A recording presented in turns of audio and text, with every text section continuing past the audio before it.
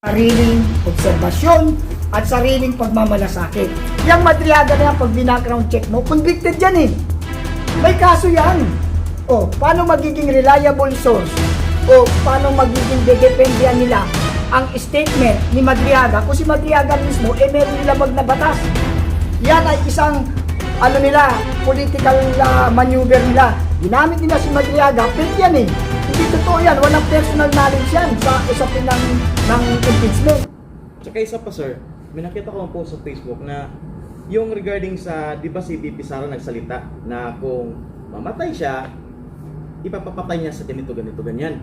Isa daw yun sa pinakamabigat na ebidensya na laban kay VP Sara sa impeachment. Bilang isang criminology, yan ay isa sa pinakamababang ebidensya, yung testimonial. That is based to the statement, no? Hindi yan dokumento, walang physical, walang concrete evidence. That is a statement. Ngayon, sinabi ni VP Sara yun, di wag nilang patayin. No, Yun lang yun eh. Active at saka Yun lang yun eh. Iba yung active. Wag nilang patayin. Kasi, ang sinabi niya ay for awareness. To avoid, para maiwasan. Pag siya, yun ang mangyari. Para maiwasan na hindi siya patayin. Kasi kung siya hindi papatayin, di walang mamamatay sa kanila. Kaya niya sinabi yon to protect herself. Yes. Gusto niya proteksyonan ng kanyang sarili dahil alam niya na ang kalaban niya ay makapangyarihan at umaabuso sa kapangyarihan. Pwede siyang ipapatay, kaya hindi yan labag sa batas, hindi yan matibay na sinasabi, matibay na ebidensya. Hindi. Sa rules of court, isa sa pinakamahinang ebidensya, yung testimonial. Ang pinakamabigat, alam nyo kung ano?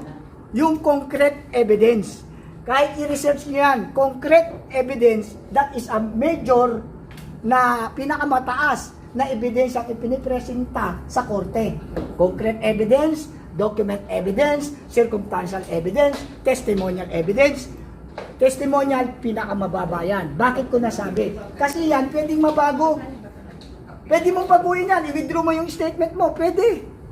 Next sir, impeachment naman ang pag-usapan natin ngayon. Masaya ka ba sa nangyaring impeachment kang BBM ngayon? Kay BBM, Yeah. yung pangamabigat eh. Moro-moro lang yung ginawa nila, sinampahan nila, pero ang bababaw ng grounds. Kaya na-dismiss, wala talaga. Kaya hindi tayo magiging masaya doon, pero sa totoo lang, kung talagang pag-aaralan mo, mas dapat ma-impeach si BBM. Kasi bakit kamo? Merong Saldico, merong Diskaya. Ang daming nagpapatunay eh.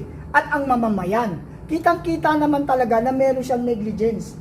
Meron siyang kapabayaan dito. Dahil siya ang pinaka mataas na ano sa atin, na taong gobyerno, ang Pangulo. Kaya kung ano man ang nangyayari ngayon, meron siyang pananagutan dito. Bakit hindi siya ang ma-impeach? Bakit si VP Sara na kinilir ng Commission on Audit? Kinilir din ng Supreme Court. Ang titigas ng ulo nitong mga nagsasampa na ito dahil itong mga sir, magugulo diba eh. napag-usapan natin ng impeachment? Maraming article ngayon na lumalabas sa Facebook na itong si Soto masyadong atat na dapat may sulong na agad ng impeachment doon sa Senado. Ano ang motibo niya? Bakit gano'n siya kaatat? Ang motibo niya kasi alam niya na may sakit na ang Pangulo. Ang Pangulong BBM ngayon is under in hospital. Nasa hospital ngayon ang ating Pangulo, kaya siya ay nangangarap na just in case na kung ano man ang mangyari, pwedeng siya bilang isang Senate President siya. Senate President, pwede siyang pumalit. Baka yun ang pangarap niya. Pero hindi mangyayari yun. Malabong mangyari kasi meron tayong constitution. As per constitution, ang Vice President ang papalit just in case na namatay or incompetent, physically ill ang ating Pangulo. As per constitution yun, kung re-respetuhin nila ang institution natin, ang ating konstitusyon. Ang problema, binabalahurangan nila ang ating konstitusyon, hindi nila sinusunod. Kaya nga tayong mga mamamayan ang umaalma rito. Kayong mga vlogger, di ba? Bakit kayo nagbablog? Dahil gusto nyo pasinungalingan yung mga pagsisinungaling ng mga Marcos vlogger. Tama. Yun eh.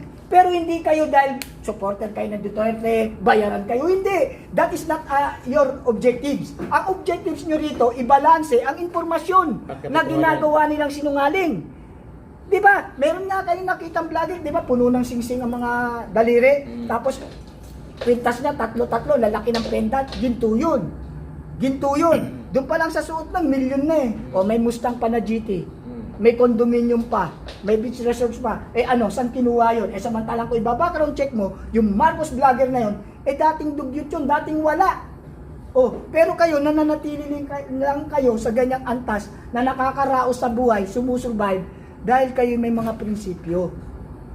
Kayo merong paninindigan para sa katotohanan. Kaya, kayo, bilang mga vloggers, huwag na natin daanin sa DDS vlogger kayo. Vlogger kayo ng pangkalahatan. Inilalabas nyo lang ang tunay na impormasyon. Eh, yung Marcos vlogger, sila ang tunay na yumaman. Sila ang umangat sa buhay. Sila ang umunlad. Pero kayo, nananatiling ganyan lang ang buhay nyo, pero masaya kayo. Masaya kayo dahil ang mga katotohanan ay inihayag ninyo. Sir, tanong ko, confirm po ba na nasa hospital si Pangulong BBM? At ano po yung karamdaman niya? Eh, ayon sa akin, mabigat yung niya, yung sakit na lumabas na yan eh. Lumabas na ng hospital yan. Ang problema, binalik. Ibig sabihin, hindi pa talaga siya prepared para bumalik sa pamamahala. I mean to say, meron talaga siyang malalang sakit na hindi natin alam eh.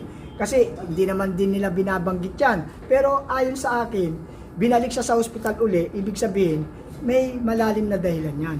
Kaya, at saka kung sasabihin mo kung paano nalaman, hindi naman natin nakikita ngayon na nagkaroon siya ng TB commitment. Wala. Ibig sabihin, talagang nasa hospital siya. At kung sakaling wala man siya sa hospital, edi lumabas siya, magpakita siya, ito ako, malakas ako, huwag kayong mag-alala.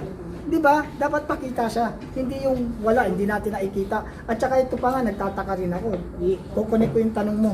Nagtataka rin ako, bakit, di ba dapat kapag ang Pangulo, as per SOP to, as per Constitution din to na kapag ang Pangulo is absent sa kanyang panunungkulan, di ba automatic ang uupo yung VP? Tama. Ba't ayaw nilang ibigay?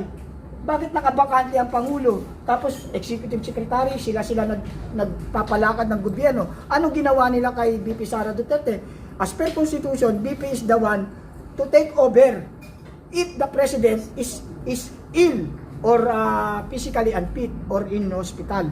Dapat VP, pero wala nga eh. Di ba? Ibig sabihin, politika talaga. Ayaw nila ng kapayapaan, ayaw nila ng kaunlaran. Kaya politika ang ginagawa nila sa bansa natin. Nakakaawa ang bansang Pilipinas na sana ay mayaman. Okay. Pero naghihirap. Meron pang isa. Thank you. So, sa talas ng pag-aanal